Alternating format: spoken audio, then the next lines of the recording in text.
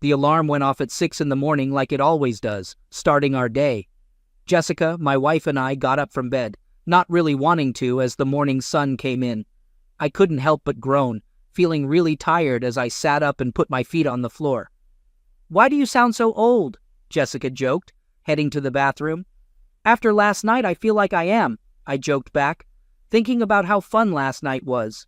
She always made things exciting. Today was the start of Jessica's work trip, which meant I was on my own for a week. I wasn't exactly thrilled about it. As I heard the shower running, I thought about joining her, but decided not to. I was still feeling the effects of last night and needed a bit more time to myself. Jessica came back into the bedroom full of energy, making my slow pace seem even slower. "Get up, lazy bones, it's time to get moving. We have bills to pay," she said, giving me a playful push. Okay, I'm up," I replied, slowly making my way to the bathroom for a wake-up call. After getting ready, we both had breakfast together before going our separate ways, Jessica to the airport and me to my job. We both work at a manufacturing company in St. Louis. Jessica's a lawyer specializing in negotiations, often traveling for work like her current trip to Denver to discuss a new deal with an aerospace company.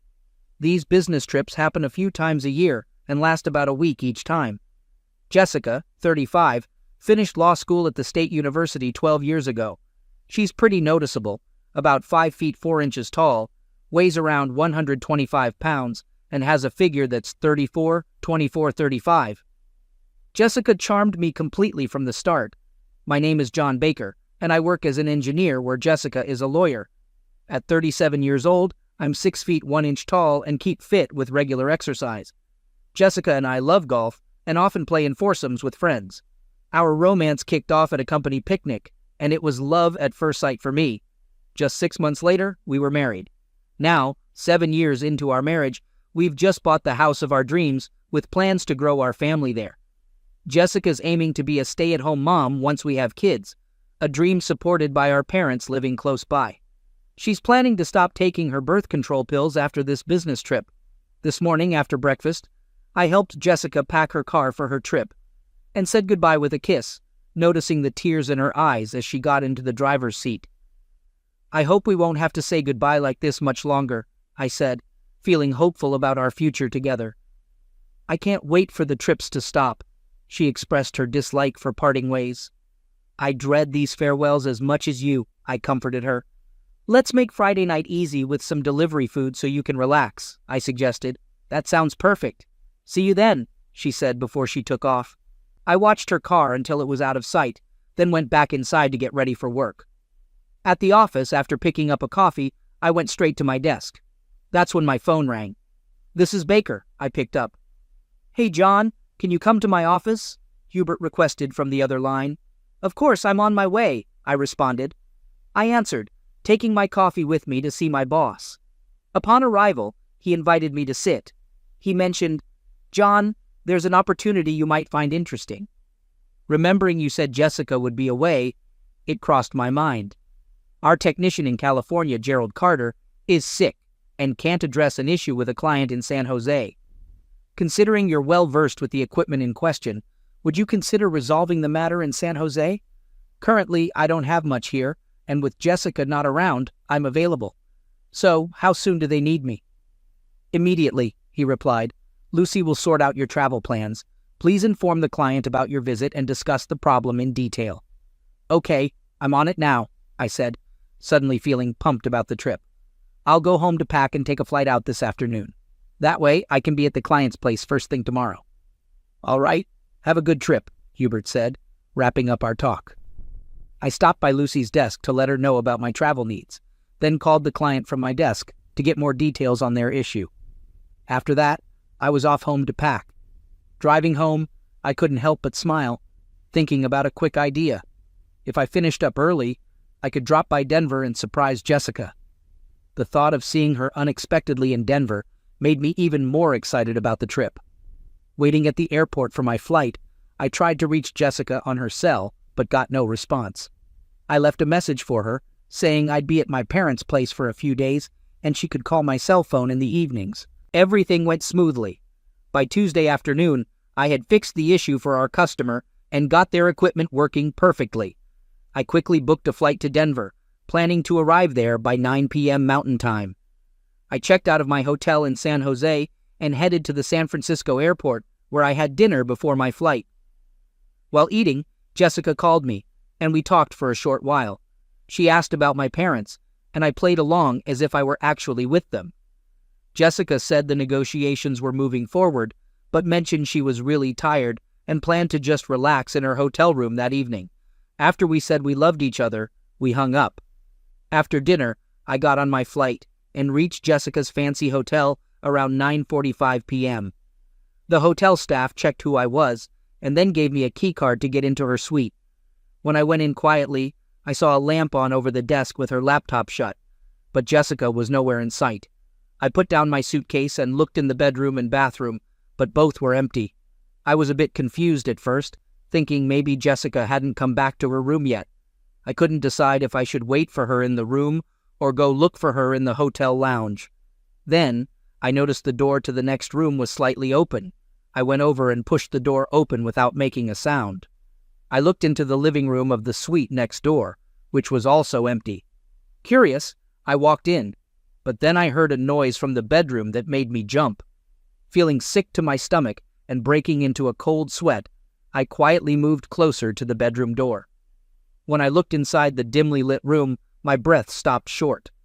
Jessica was there, without any clothes on, and some guy I didn't know was lying on the bed, his face hidden from me. I really wanted to burst in and confront Jessica to let out all my anger on the guy on the bed, but I managed to calm down the flood of feelings inside me, stepping back to Jessica's suite instead. I grabbed the digital camera I'd brought to take pictures on the trip, adjusting its settings for low light and turning off the flash. Then, I calmly went back to the bedroom door. Standing silently, I took several photos of what was happening on the bed, making sure they didn't see me. They were so caught up in what they were doing, they didn't notice me at all, allowing me to catch this betrayal on camera.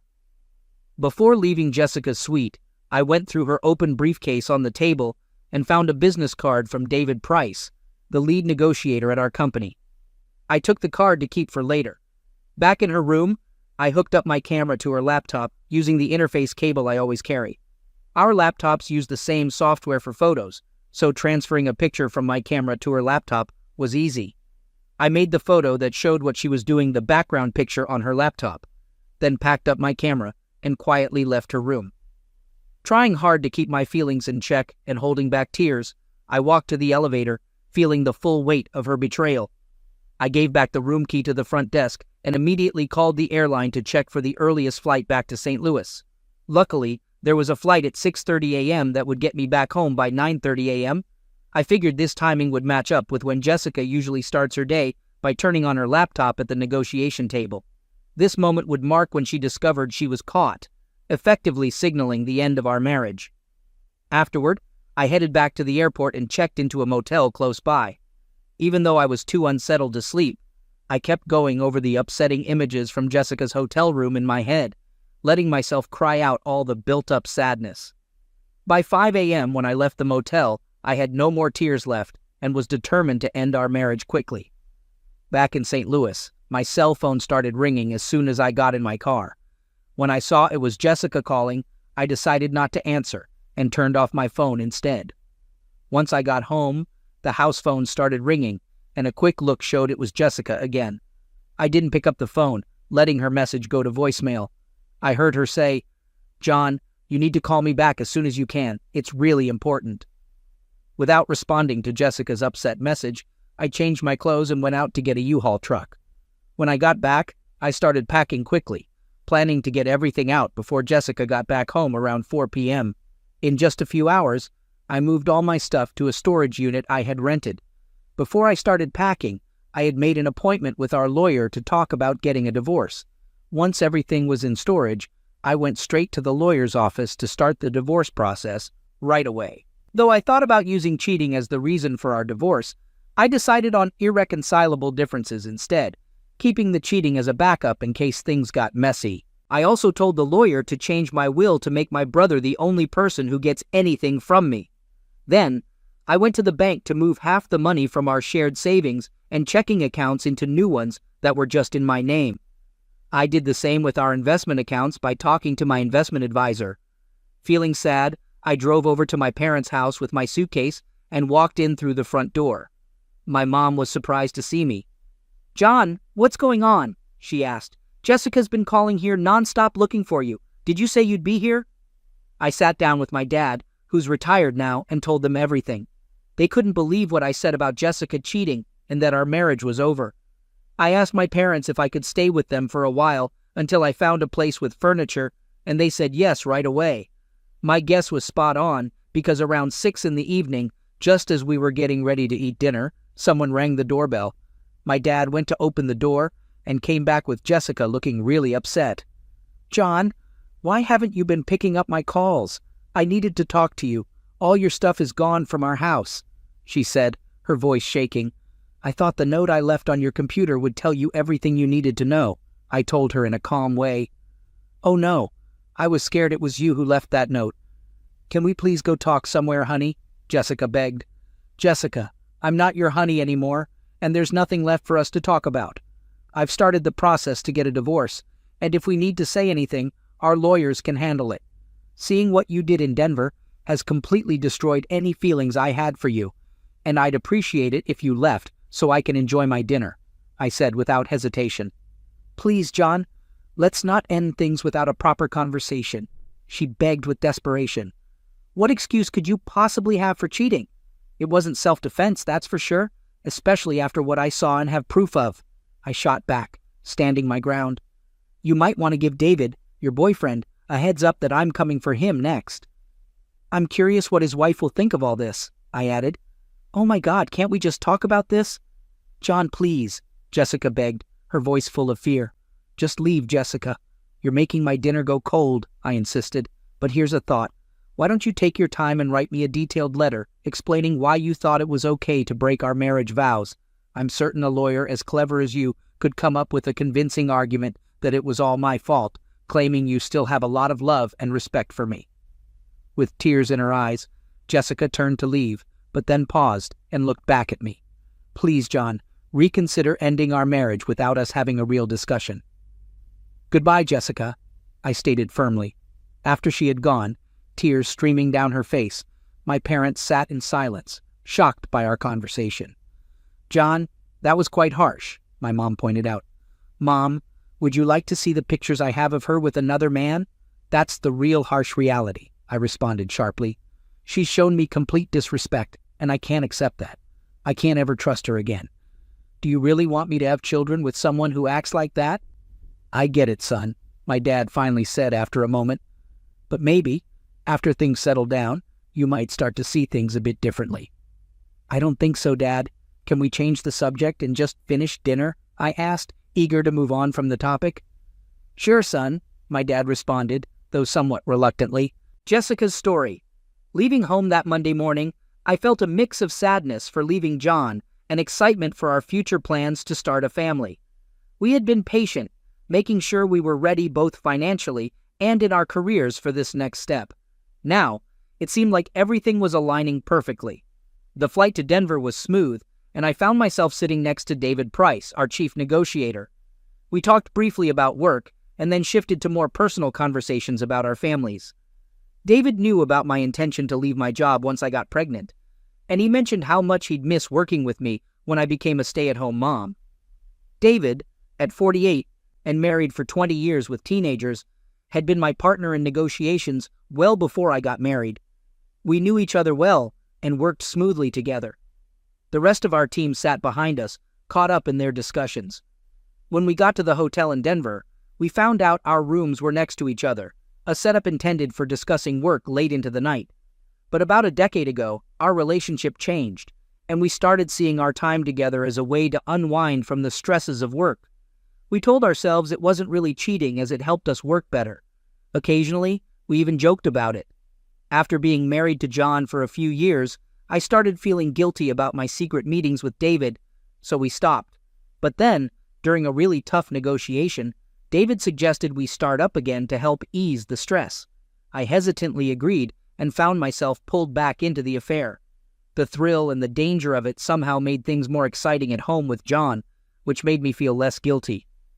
On this trip, David and I didn't meet up the first night because I was too tired, but after a hard day of negotiating the next day, I decided to see him. I don't know how or when John found out, or how he got that picture, but I was completely shocked to see it on my laptop the next morning. David, sitting next to me, quickly closed my laptop and asked for a break in the negotiations. We stepped into the hallway, where he was clearly upset. "Why is there a picture like that on your laptop?" he asked. "I don't know, David. That wasn't there last time I used it," I answered, still in shock. "Let's take another look," he said. We opened the laptop again and looked at the image together. "Oh no, that's you," he said. "Me? How could that be?" I was confused.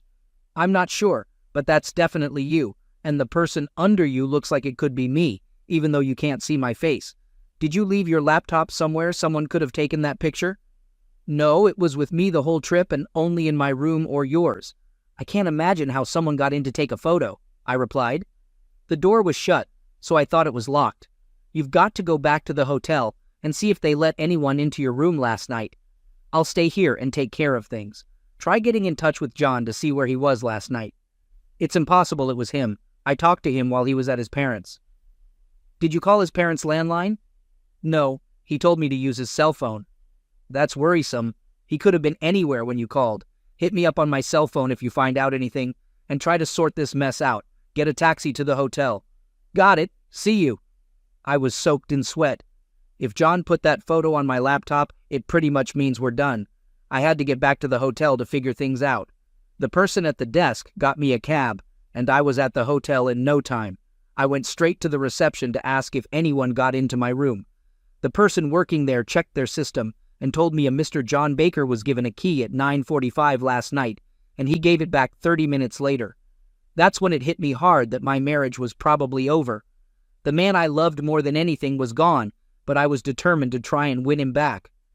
I went up to my room and immediately tried calling John's cell phone and his office. His phone was off, so I left a voicemail that it was really important for him to call me back. His secretary said he was on a business trip in California and would be back tomorrow. So he went to California and might have stopped by to surprise me on his way back. Looks like we both ended up being surprised. I called his parents and they said they hadn't seen him in a few days. I asked them to tell him to call me as soon as they hear from him. I tried calling our house too, but no one answered. I left a message there as well, hoping he'd call back soon. Sitting alone in the room, I couldn't stop crying. With no other way to reach him, I quickly booked the next flight back to St. Louis. After packing up, I called David on my phone to tell him what was going on. He was silent for a moment before saying, "Jessica, it looks like we might both be facing divorces, or maybe something even worse." "Worse than a divorce? What could that be?" "Our company has strict rules against managers dating. If word gets out, we could both lose our jobs. It wouldn't be good for either of our careers." "Oh no, I didn't think about that. Losing John already feels like the world is ending. Losing my job on top of that would be too much. But right now, I need to go back to St. Louis and try to talk to John. Maybe there's a chance to fix things. I've got a flight leaving at noon, and I'll be back in St. Louis by 4:30. I have to find him and talk. I'll let you know how it goes." "I have to stay here until we finish our business talks. I'll be waiting to hear from you." After saying goodbye, I grabbed my things and hurried to the lobby, checked out, and took the hotel's limo to the airport. On the flight back to St. Louis, all I could do was hope that I could get John to talk to me. I wanted to make it clear that what happened was just physical and didn't mean anything emotionally. I hoped he would be able to see my cheating as just a one-time thing without feelings attached. When I got back home, everything looked normal at first. But when I went into our bedroom and saw his clothes and stuff were gone, I realized he knew and had left me. I needed to find him. After trying to call him many times and not getting through, I decided to go to his parents' place to see if I could find out where he was or get any information from them. Seeing him at his parents' house was really tough. He was so cold and distant, it made me feel sick. He told me straight up he was going to divorce me and didn't care at all about what I had to say. Nothing would change his mind. When he told me to write a letter explaining my side, it just felt like he was twisting the knife. I had to leave and go cry in my car. The future we planned together was falling apart. We wouldn't have the family we wanted, grow old together, or enjoy grandchildren. In the middle of feeling so low, I also worried selfishly that I might be too old to have kids by the time I found someone new. Eventually, I found the energy to start the car and head back to what felt like an empty house, overwhelmed by a deep feeling of loss and not knowing what comes next. John goes on with his story. After a restless night, haunted by images of Jessica and David together, I got up early and went downstairs at my parents' place to make some coffee. Feeling down, I grabbed my laptop and camera, ready to go through the photos on the camera. I was obsessed with finding David in those photos. As I looked through the pictures, I couldn't make out David's face clearly, but I kept looking and finally noticed something on his right arm as he reached out to Jessica. When I zoomed in, I saw what I was looking for, a tattoo. Zooming in more, I saw a heart tattoo with Janie written inside it. Janie is David's wife's name. With this proof, I went back upstairs, took a shower, and got ready for work. By the time I came back down, my mom was busy making breakfast. At work, I immediately made a few CDs with the photos showing the affair and a close-up of David's tattoo. I also printed out several copies and put everything in a folder. Feeling determined, I went straight to the HR department to talk to the manager, Chad. We knew each other from working at the same small company and even played golf together once. I laid out the photos in front of him and waited for him to react. "What's this, John? XXX pictures?" Chad looked both curious and amused. "Sorry, Chad, it looks wrong, but that's my wife and David Price. The photos were taken on Tuesday night in David's hotel room in Denver, as you can tell by the date and time on them. They were on a business trip for negotiations for our company." "Oh no, John, that's tough to hear. What's your plan?" "You could fire them both for breaking the no dating rule in their job contracts. We've never actually done that before. Are you sure you want to go through with it? It'll make the affair public. And are you thinking of divorcing Jessica? I've already told my lawyer to start working on the divorce papers, but if the company doesn't do anything, I'll have to sue the company." "All right, John. I'll talk to our legal team and get things started." Then, I went to tell my boss, Hubert, about what was going on in my personal life. He was really surprised and worried when he heard about my wife and David Price. I asked for the rest of the week off as vacation, and he agreed without hesitation. Before we said goodbye, he praised me for my work on the California trip. He told me the customer was really happy with how quickly I solved their problem and got their production line running again. He also mentioned the possibility of me taking over the California area because the current engineer is retiring for health reasons. I said I'd think about it and let him know my decision next week. When I was leaving Hubert's office, his secretary, Lucy, stopped me. "John, your wife came by looking for you. She said she'd come back later." "Lucy, I don't want to see my wife at all. Please tell her that if she comes back."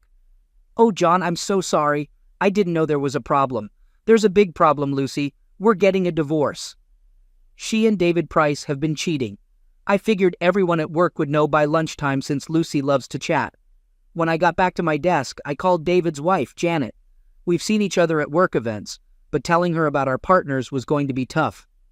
"Janet, it's John Baker. How are you?" "I'm okay, John. David said you might call, but didn't say why." "Janet, we need to talk. Is now a good time?" "Sure, John. I have to go to the hairdresser at 1, but I'm free now. You know where I live, right?" "Yes, I do. I'll be there in 15 minutes. When I got to the Prices, I was nervous about what I had to do. I couldn't let David get off easy and leave Jessica to deal with everything. "Hi, John. Come in. Do you want some coffee?" "I just made it," Janet said, welcoming me and pointing to the living room. "Sure thing, Janet. Just plain black, please," I said. After a short while, she came back with the coffee and sat down across from me. "So, what's up?" she asked. I thought about breaking it to you gently, but decided to just be direct. "I need to tell you something tough," I said, wanting to get it done. "Janet, I saw your husband and my wife together in Denver. I'm divorcing Jessica and getting them fired from their jobs. I hate being the one to break this news, but it's going public soon, and I wanted to give you a heads up. I have photos if you want proof." I watched her closely for a reaction, but she didn't show much emotion. "John, I've had suspicions about David's behavior on his business trips for a while now, though I hoped they weren't true," she admitted. "David has always been a loving husband and dad, and I didn't want to think about the possibility, but I realized that sooner or later their affair would come out into the open. I guess this is it." I'm really sorry for what you're dealing with in your marriage, and from my own side too. I feel bad for what might happen to David. He's at an age where finding another job with the same pay could be tough. Now I've got to figure out what to do next." "Would you like a copy of the pictures I have?" I asked. "Yes, please leave them. I'll find the courage to look at them," Janet replied quietly. "I'm truly sorry, Janet. I couldn't ignore this. Jessica and I were close to starting a family, but I can't see a future with someone I can't trust or respect. The mother of our kids needs both of those things," I explained, my voice heavy with sadness. "I get it, John. Thanks for being straight with me. I'd rather hear it from you first, and I want to say again how sorry I am about what's happening with Jessica. I'm sure she feels awful too, and David will when he finds out I know about their affair. I just wish it was a one-time thing. It'd be easier to forgive. But I think it's been happening for years, and that's hard to take now that it's out there. I've got my pride and I need to keep my head up," Janet said, her voice sounding both sad and determined. "If there's anything I can do to help, just let me know," I said genuinely as I got ready to leave and head back to my parents' place. Epilogue. It's been 6 months since I started the divorce process. This morning, I got the final papers, officially ending my marriage to Jessica. I hadn't talked to her or seen her since the day she came to my parents' place. My lawyer handled everything. In the divorce deal, I gave up the house, which had a big mortgage, along with all the furniture and stuff I'd bought on credit, just to cut ties with her completely. I also got my name taken off the mortgage, so she was on the hook for all the payments. Without my steady income, she had to sell the house, and she took a big hit financially. At first, she tried to fight the divorce, but I gave her an ultimatum: sign the papers in 48 hours, or I'd change the reason for the divorce to cheating and put the pictures of her and David online. Under the pressure, she agreed within the time limit, and that's why I'm a free man now. It seems like she realized she didn't want me that much after all. Even though Jessica lost her job because of what happened, she's a smart lawyer and managed to land a new job within a month. It might not pay as much or have the same perks as her old one, but I've heard she's getting by and has even started dating again. Good luck to her new boyfriend, whoever he is. I can't help but wonder if she's told him about our divorce and why it happened. Maybe I should tell him myself. Janet divorced David and left him struggling financially.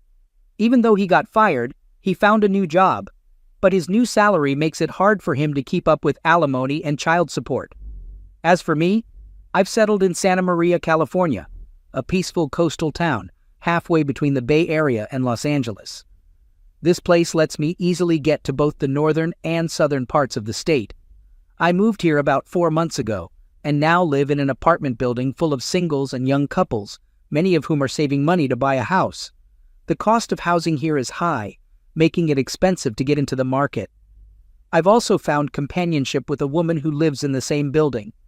Like me, she's been through a divorce, but we found comfort and compatibility with each other. We're taking things slow, seeing if there's a future for us together. Since I travel a lot for work, trust is really important in any relationship, especially if we think about having kids someday. The ticking of biological clocks reminds me that time doesn't wait for anyone, so I'm thinking about making a move sooner rather than later.